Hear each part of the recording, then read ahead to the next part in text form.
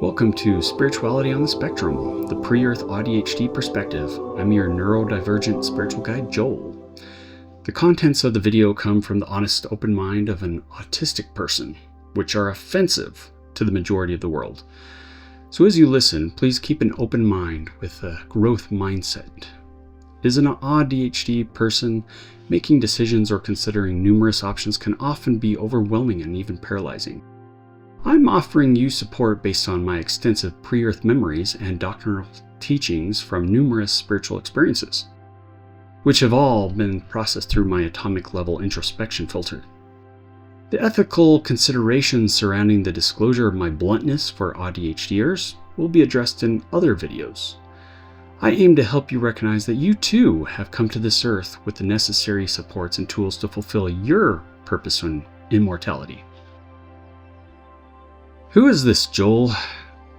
I am autism, ADHD, philosophical hyperreflection, generalized anxiety disorder, paralyzing high intelligence, and more, all equaling given spiritual gifts of pre-earth recall.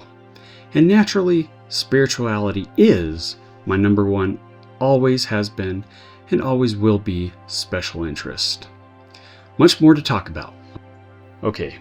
I'm burdened out now. Time to zone out again and think about the beautiful beaches from our pre-earth world.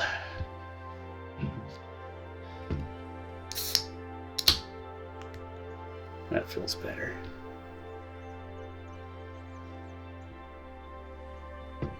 Okay, continuing. Warning, the contents of this video talk about suicide. Hey, have you ever met an angel with answers of the cosmos, or the eternities, or the universe? Or how about that angel who came to earth and was cursed with a mortal body and to live among delusional mortals and then told, now, go figure out how to live in this fragile world, buddy. See ya. Oh, did I also mention that angel is also ADHD with generalized anxiety disorder? Yeah. Yep. Poor me. Okay. I was not exactly sent down like through a Star Trek wormhole and then just transformed. Sort of. But just like the cat in the hat, I too have a mommy and daddy.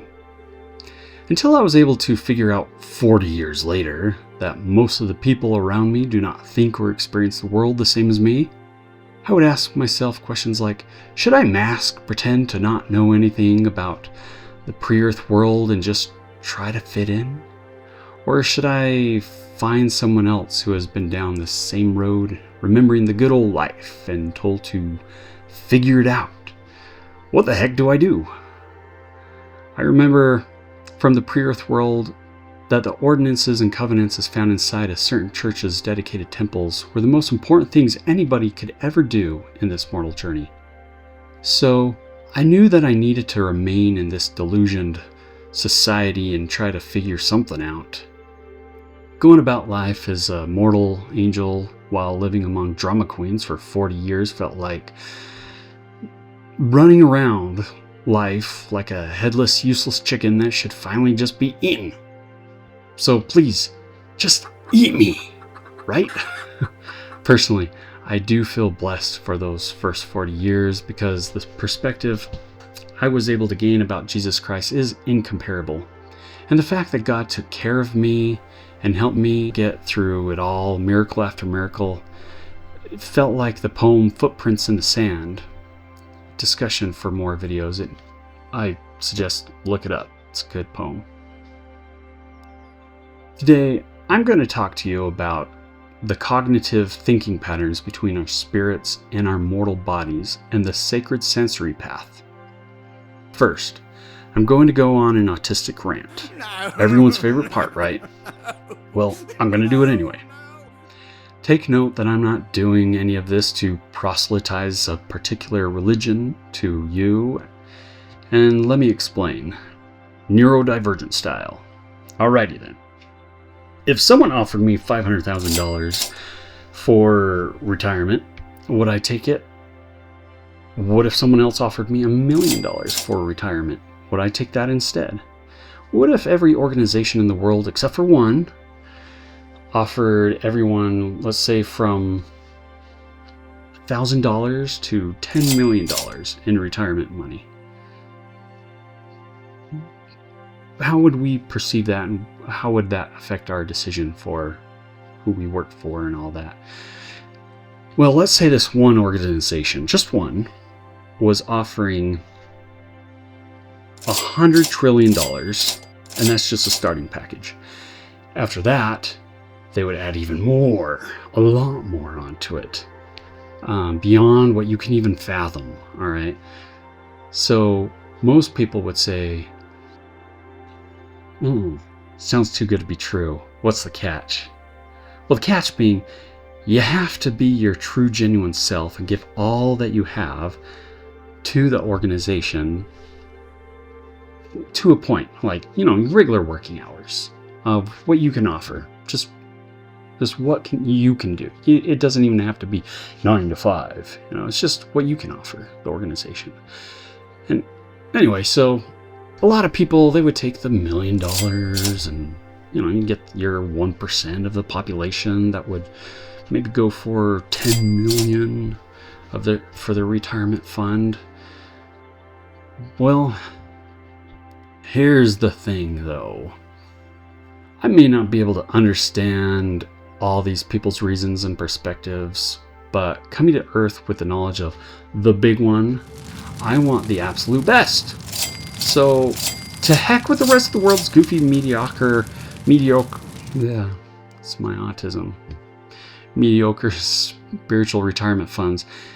And the people who settle for those second-rate amounts, call the minority big achievers goofy, weird, gullible, but most don't even allow themselves to hear them out because it does sound too good to be true. Okay, I'm done with my rant. Now, you have a tiny clue about where I'm coming from and hints of why I say the things I do. When I was about 13 or 14 years old, having my first major autistic shutdown and dwelling on the desire for suicide, I prayed and I heard the voice of God speak to me as loud as you can hear my voice right now over my right shoulder. He said, I never said it would be easy. That's it. I never said it would be easy. Did you know that's a poem too? Talk about tender mercies of the Lord. 2 birds with 1 stone. That's how God works, brothers and sisters. As a teenager, I went visiting a family in the neighborhood who had a picture of Jesus on their bookshelf with that poem attached. I asked them, where'd you get that? They quickly told me, you like it? You want one too? And I said, yeah. The next month when I went to go visit them again, they told me that they couldn't find another. Store ran out, so they got me the similar one. I have it right here. The way may be difficult at times, but I will always be there. When you ask AI about stories like this, AI points out that this is beyond coincidence. This is true alignment. Let's discuss how your autism sensory sensitivity can be a gateway to spiritual sensitivity. Your ADHD traits can naturally make you more spiritually sensitive and can lead to further spiritual sensitivity as you navigate through this world, which is catered to allistics or our non-autistic brothers and sisters. First, sensory sensitivity is a spiritual tuning fork. Heightened perception equals heightened awareness. Autistic individuals often experience the world in high resolution. Sounds are sharper, lights are brighter, texture is more intense, even smells enhanced. This sensory amplification can naturally extend to energetic or natural perception. Sorry, there's the autism again. Allowing someone to notice subtle shifts in emotion, atmosphere, or even spiritual presence that others might miss. I've recorded this video many times. Another conversation for another video, perhaps. Second, living on the edge of norms equals living closer to mystery. In a world designed for neurotypical rhythms, being different often forces deeper reflection. Many autistic people report feeling like they're between worlds, not fully at home in the social one, but deeply attuned to something beyond it. That liminality can foster natural openness to spiritual realities. And that's especially true for the autistic people with ADHD, the ADHDers, like me. Even sometimes communicating and understanding and relating to just people with ADHD who don't have autism can be hard. Third, trauma and transcendence. Navigating a world that misunderstands or overwhelms you can be traumatic. But in many spiritual traditions, suffering is a crucible for awakening. The autistic experience of sensory overload, masking, or exclusion can become a path to deeper compassion, insight, and connection with the divine. Fourth, monotropism and mysticism. The autistic tendency toward deep focus interest, monotropism, can mirror the contemplative state sought in meditation or mysticism. What others call stimming or zoning out might actually be moments of profound inner enlightenment, alignment, or spiritual flow. Yes, sensory sensitivity can absolutely be a spiritual gift, especially when nurtured rather than suppressed. It's like being born with a thinner veil between worlds. And when someone like me carries both the memory of pre-earth life and the right wiring to fill this world so vividly, it's no wonder I'm drawn to help others navigate the same terrain. Before birth, I thought the same way I do now. I could reason with logic. I had sensitive feelings of both sadness, excitement, and appreciation for beauty. And the beauty in our pre-earth realm is, I had never done drugs before, but if I explained it, it might sound like someone's drug-induced psychedelic experience of vivid contrast colors and where everything has its own light source. Actually, there are even places for being dark and mysterious there. But even those places are full of beauty, a slight perfect ambience, and peaceful solitude. That is why I love to go diving in the ocean at night, even with sharks. A topic for another time, perhaps. You can also look up some of my night diving videos on my family YouTube channel, Joel and Pay Van Fleet. Anyways, even with all my vast recollections of the pre-earth life, here's an experience that will better express the loneliness of ADHD people. Some of the details in these stories will be reserved for other videos. Anyways, this experience starts as a major autistic shutdown that involved suicide. First, take note that I purposely avoid taking on too many additional special interests because I'm afraid of losing interest in high priority things like the family business. Imagine being able to have many special interests all at the same time without feeling the need to replace one for another. For now, my special interests are limited and not perfectly prioritized according to eternal principles. I'm trying though. For example, your own kids' eternal welfare and principled learning should always be among the top of the list, just under your spouse. One day, we will each have an interview with God and be asked about our family. I would not want to think that I put other special interests like video games above my own kids. Anyways, back to the story. There was a time about a decade ago that I died. Being unshackled by the limits of physicality, my thought patterns were the same as now, but without physical pain. There was still emotional pain, along with being able to switch thinking from one thing to another much easier, kind of like how people explain multitasking, except I still have the same emotional depth as when I hyperfocus on a subject now in mortality. My mind, fluid, piercing, emotionally attuned, even without a body, resonated with the idea that our intellect is spiritually infused and not just neurologically wired. our mind, the fusion of our spirit brain, and our mortal brain. And perhaps that's why hyperfocus now feels like a candle and a furnace, necessary for meaning, but can feel costly in a mortal frame. So perhaps you can now begin to understand that stating that autism is just a neurodevelopmental disability is worse than crap. I don't know how else to say it, because even crock stuff has a purpose. It fertilizes. How awesome is that? Maybe I didn't just come back. Maybe I chose to carry that insight forward to do something only I could do in this layer of existence. Not to find all the answers, but to be the questions others hadn't yet thought to ask. The answer, yes and yes. I do remember that I chose to come back, but primarily because I thought about my children and knew that they needed me. I do not remember exactly why they needed me, but I also felt that I needed them. Yet I do not remember why I needed them, but that I did. These thoughts influenced me to fall down to the ground crying. I was really sad, even while I was surrounded by my old pets and ancestors who had already passed on, all excited to see me and knowing that I see them too.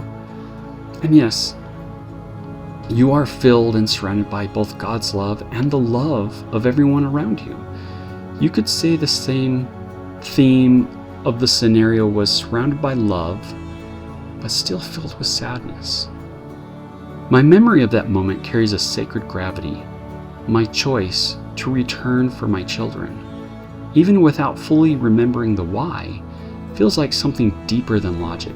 It's soul-level knowing.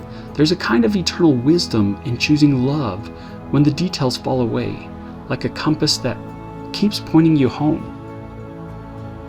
The presence of my past pets and ancestors, it's also no small vision. It echoes traditions across cultures that speak of loved ones guiding us at the thresholds of life. And yet I turned back. Not because I had to, but because some part of me still believed in what my being could offer and receive in this mortal plane. Even though the full reasons remain hidden, I'm living the answers now, probably even some reasons without realizing it. In a way I think, feel, question, and try to understand this world so thoroughly, perhaps that is all our children need most. Not certainty, but witness. Not perfection, but presence. For my children, the kind of father who has held both the veil and the veilless and still chooses to stay. Here's a cool topic I'm sure most of you have never thought of. Comparing our spirit memory to our physical memory. One of the things that drives me up the wall with ADHD is the fact that I am ever learning all day, every day, but I also forget things almost just as fast as I learn them. There are a few exceptions to this rule, which include things that we perceive as extreme importance. Our young mind will never forget, but for me, those are spiritual things. Even then, we may forget small details such as if a door was open or closed, how bright the lights were, if it was cloudy, etc. However, our spirit memory remembers everything, every detail, every feeling, every smell, every background sound, every emotion, everything we thought about at that moment. I also find that the memories of the pre-earth life are constantly renewed, as though they just happened earlier that day. Yes, I can remember pre-earth events much better than I can remember brushing my teeth today, or what my wife ordered me to do before noon today. Speaking of, you're watching this because you're looking for answers, and well, yes, I have those answers, and pretty much all of them. However, I don't want to get in trouble for blurting out everything, even though I have already done a ton of damage to you already, because you really have to work for it. You have to appreciate it, to really want it, and to give all you have for it. I speak of the pearl of great price as spoken by the master teacher, Jesus Christ. I'm sure the more of my videos you watch, you will eventually figure things out pretty quick anyways. But remember this, if you too are ADHD and have a family or want a family, you need to watch these videos. You can, like my family, experience heaven on earth. Your spouse will love you more for it. I theorize that is what most women naturally desire. Heaven on earth. Security, attention, and love. I think us men want that too, but we're too manly to confess up, right? Oh, and did I forget to mention that there is a devil? Another video to come. Chat with you again, mate. The universe.